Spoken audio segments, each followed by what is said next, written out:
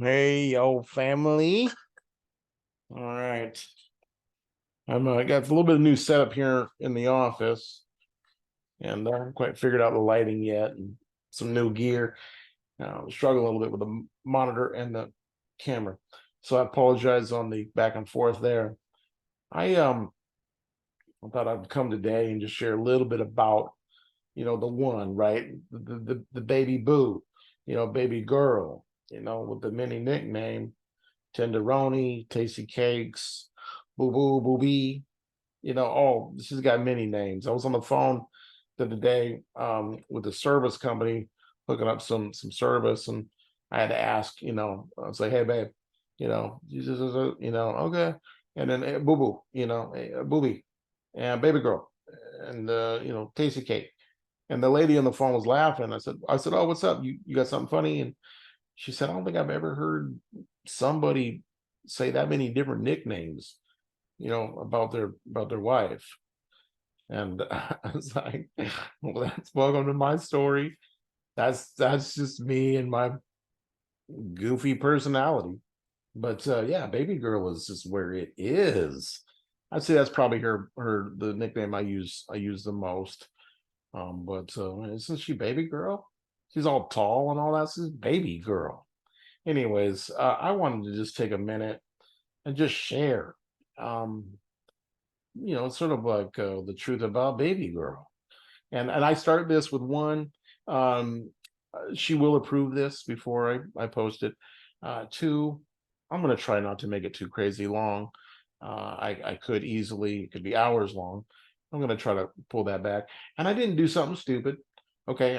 This is not some way to try to, to be sorries or to get those Amazon gifts and stuff. No, this is me, grown man, talking about his grown woman.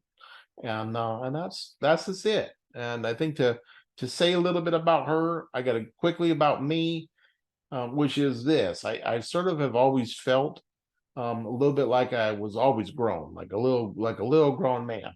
And I told my mom about that the other day, and she didn't disagree. It was like, "Hey, you want to have some fun, little dude? Great. Grab a paint can and a brush. It's time to go paint a fence, or a house." It's like, Grandpa, that's a lot of paint thinner. To get your shirt off, grandson, really get it in there. You gotta get clean. It's like, okay, so I'm like, I don't know, that might be violating rules today, but we called him Papa, and some of us called him Grandpa. He called me names, uh, either grandson or some other words. But he was sort of like my dad, right? And I always sort of felt adultish.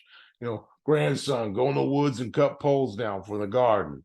We got to get them bean poles up. Got to be 7 feet for the deer. Just all these weird, crazy memories. And my mom validated some of those. So I was like, okay, I wasn't like a total ding dong. And honestly, sometimes I wonder if the injury, yeah, it occurred at 8. Maybe it actually sort of saved me a little bit. I'm not trying to spend too much time in the what ifs because that's dumb, or what would Todd have been, that type of deal. Not my scene, not my style. I'm cool. I can also just come to that place in my world of like, man, I think there's plans and there's processes, and there's just something really cool about scars, and I had a lot of them. So, gimped up at 8, right? Then you do life. You're told what you're told, you get done. You know, it's now 97. I'm 18. I got a job. I finished high school with a diploma. I got my associate's degree and I got a job. I'm a teenager. I'm living, an hour and a half away from my parents. And what? Right? I mean, and you're a quadriplegic? I mean, what is that? 10 years if you do the math? That's nuts to me. But it's my story. It's how I was raised, and it's how you conduct yourself, and you continually move forward. And that's just how it was. And I've said this before, but I'm so glad my mom got married because when I was a little young blood, like 14, she met and married Dan Alverts. He is my dad, and he's like the first man that ever showed me like what consistency meant And I ain't trying to bag on my grandpa. He's my grandpa, right? He's a different scene, dude. This is my dad, and integrity, just quality. And man, I will always be grateful for my mom finding and meeting my dad, Dan, who I love and just have so much respect for. So now you have that, as the ingredient in the story. You got jobs, you fast forward. Now I'm in my mid 30s, and I've done everything I can to sort of push through the storyline, but I'm not in like the best of places in my story, and I'm finally coming to the end of that, which is like, well, I think I need to just stop. And I was drinking a little bit too much, popping in pillies, and just not doing it, and so I sort of got corrected a little bit internally. Thank God for my older brother as well, Tom, and just made some shifts in the storyline to write better chapters. And then, not that I was ever upset or mad at God. I don't know if I ever really ever have that in my story. Um, I just sort of did church a little bit different. I just didn't really like that scene, and so I was at church, and I remember I was in the worship part of the service, and I don't really sing that well. I don't sing that loud, and if I sing too much, I get dizzy and I tilt back and look like an idiot. I'm not really into that. But we doing that worship thing, and I was like, "Ooh, man, what's up? What's up that to the right?" It was like one pew over, two pew up, and this is tall lady, with the short hair. She had this little dude with her, this little gangly, like 13-year-old. And I was like, man, that lady's tall, miss. So I got excited. We said, okay, okay, come on now. You in church, and whatnot. And no disrespect, no disrespect. Just okay, put that in the old Rolodex. And then like another time I saw her standing behind my mom, on the other side of the church. And she was like head and shoulders over my mom. My mom's got some pretty good hair, on that top. And I was like, man, that lady is the tallness. And then, this leads to this, leads to that. Some discussions are had, and I need to go to a wedding. And they're like, hey, you've met Karen. And I'm like, who's that? And I meet Karen. I'm like, oh, man, that's that tallness. And I was like, okay, okay. So we meet up, we do this, we do that. We go to the wedding, have a blast, right? We're eating on the same fork, same plate. That's why I was always laugh like one fork, one plate. And that was pretty fresh and unique and different. And then you're like, whoa, this naval commander, like, what's that mean? And oh wow, multiple master degrees, and oh wow, war, and oh geez, and oh wow, and man, this lady's got some of her own scars, and I dig scars, and I was like that gray hair too. I've always liked that older lady, man. There's something about that older lady that's just, yeah, that's where it's at.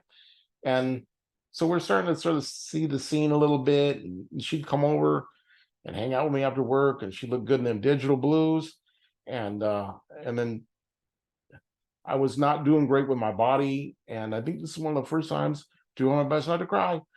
One of the first times in my story where it was like, "What's up? What's up?" Is I'm laying in bed, and I've got yet again the quadriplegic got an ass sore, and you just laying in bed doing what you got to do, and she's sitting next to you in a chair with them digitals, and she's like, "What can I do for you?"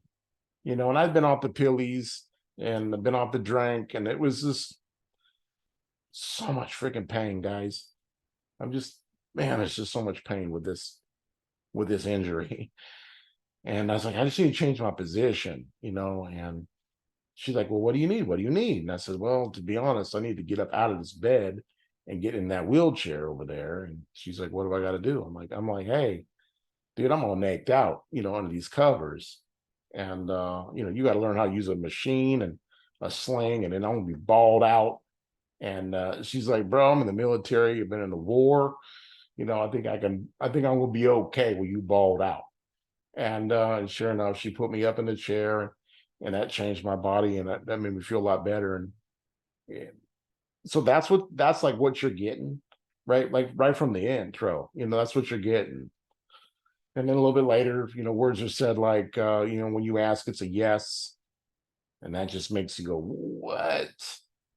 And she presents herself in a way that this is like this angelic robot with there's some human elements um, behind all the facade and the walls is a little girl who's just wonderfully made and ridiculously cute, just wants to cuddle, right? Likes to use big words, just has no problem watching TV and playing board games, right? Just like the coolest of the cool. So you do that, the vows, right? You get the marriage thing going. You start learning what it's like to be married to a lady that's a little older than you, and you just got nothing but smiles. And now you fast forward, right? And here we are. We've been doing this for a minute. And again, I didn't get in trouble for this. I just wanted to say, I guess, to the people that watch this and to the people that maybe stumble upon this video, man, the truth about baby girl. He is amazing. And I am so grateful that she is one willing to stand next to me and to ride with me and to battle with me.